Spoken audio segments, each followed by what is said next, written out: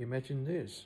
In China, if a couple or family members say I love you to each other, and it can feel extremely weird, like genuinely uncomfortable.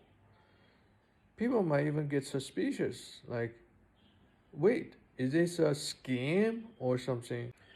I know that sounds crazy to Americans because in the US, whether it's Hollywood or just everyday life, the people say I love you to their kids, their partners, even their parents all the time. And it feels natural and pure and personal, right? So I used to think that meant Chinese people were probably the weirdest people on earth. But then I realized I was wrong.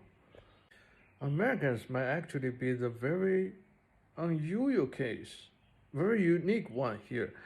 Because if you look across the world, starting from East Asia like Japan and China, moving through Central Asia into Iran, Arab countries, Russia, even parts of Europe, not places like France, Spain, or Portugal, then you start to notice something that in all these cultures, the way people understand love is actually much closer to China.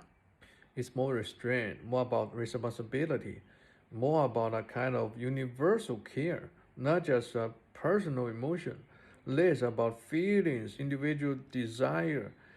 That's a deeper cultural pattern across Eurasia. And China is actually one of most typical examples of this.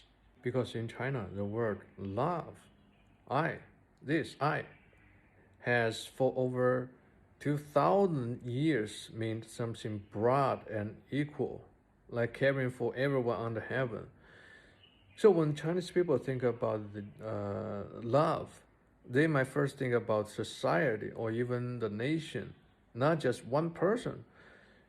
And when love is talked about in terms of the collective, and it feels more natural. Even then, the people still don't say it out loud much.